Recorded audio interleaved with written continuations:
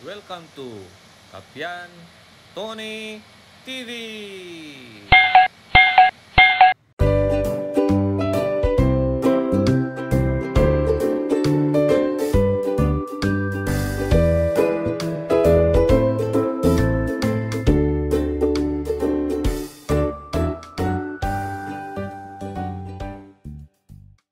Magandang araw po sa inyong lahat. Ngayon po may gagawin tayo yung mga cord ng microphone. Dating mono jack. Ganito. Gagawin natin itong co-convert natin ng ganito. Yung 3-pin na microphone XLR jack. Ito co-convert natin dito, lalagyan natin dito ganyan. So madali lang gawin, kaya lang kailangan nating i-test kasi itong mga ito kasi may mga number ito. Halimbawa yung kung makikita nyo ito, lapit natin. Ayan o, may mga numero. 1, 2, 3. So yung number 1, usually yun yung ground. Number 2, yung positive. Tapos, yung 3, ginagawang ground na rin yon. Kaya kailangan din nating gumamit ng tester para hindi tayo magkamali. So ganito yung diagram niya mga kaibigan, no? Ganyan ang gagawin natin. Pero bago tayo mag-inang, lagyan ko muna ng ano to. Lalagyan ko muna ng ito, LED para madaling kumapit. Okay. So pag nag-iinang tayo mga kaibigan, kailangan din nating mag-mask kasi baka maamoy natin yung usok. Nakakasama rin sa katawan yon. Ulin natin, tapos yan, balat.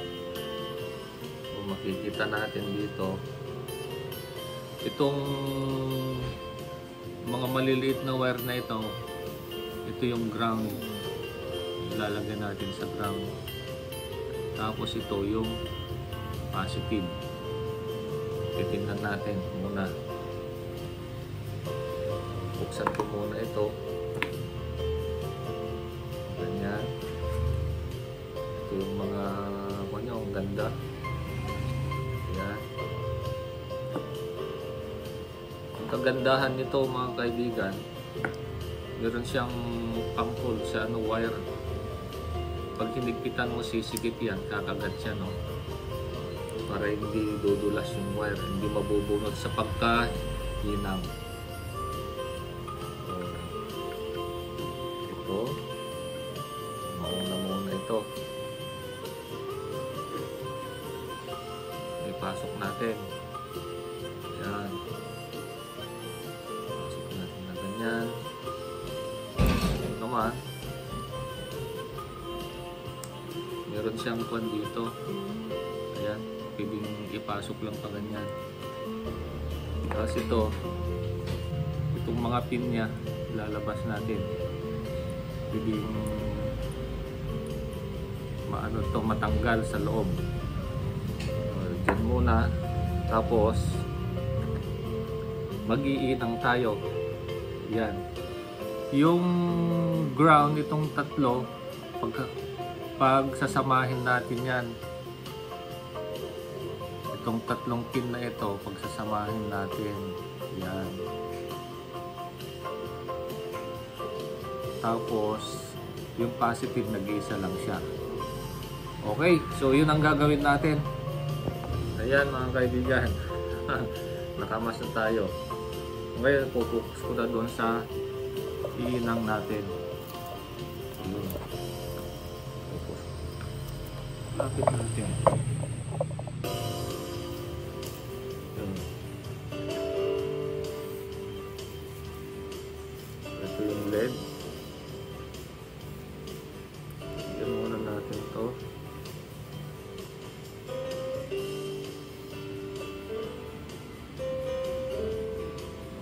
Okay.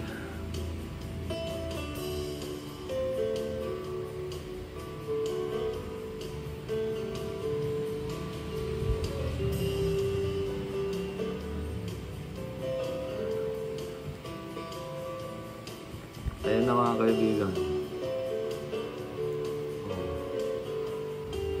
Test na natin. Lagyan natin sa times 1,000. Number 1 usually itong ground. Ayun, may palo siya. May continuity.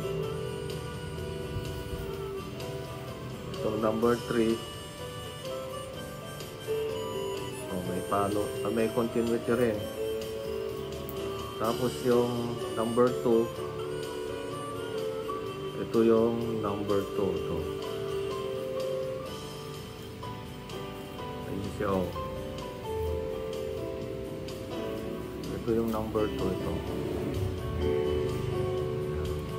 Okay, continuity. Ayun, nasa number 2. Lagay ko dito sa ground. Dito. Wala. Wala. Ibig sabihin, okay yung connection. Okay. So, ganun lang mga kaibigan. Marami pa akong gagawin. Pakita ko na lang sa inyo mamaya yung mga ginawa ko. So, i-assemble na natin yung ginawa natin.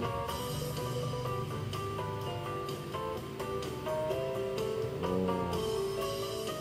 pasok na natin sa ayan. Ito. So, may guide dito mga kaibigan. Ito yung ground na ganyan. Yan. Meron siyang gatla doon. No? Doon yung tapat. Gatla doon.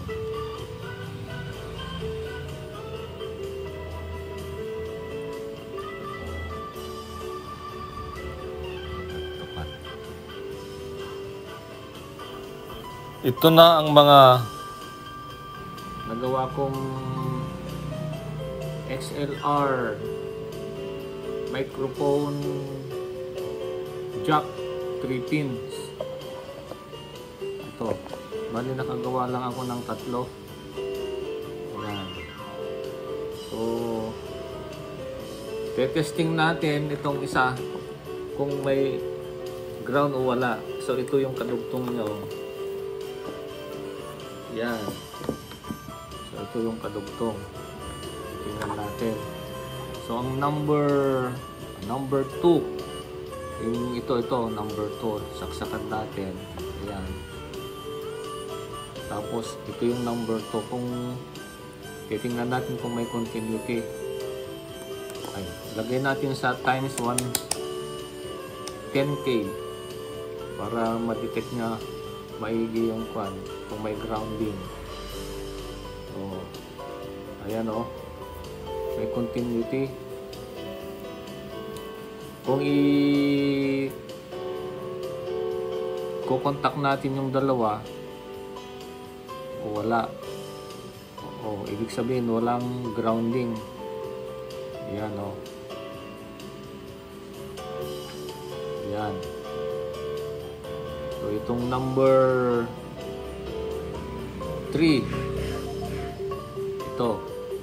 Ayan, may continuity. Itong katabi niya, dito, number 1, walang continuity. Ibig sabihin, number 2, wala siyang grounding. So, itong number 1. So, itong number 1, ito.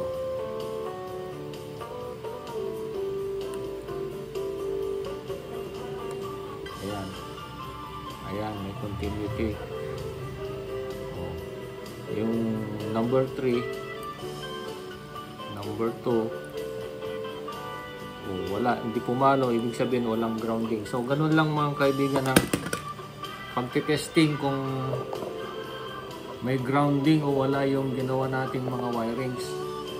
So, dyan ako nagtatapos ang aking video sa araw na ito.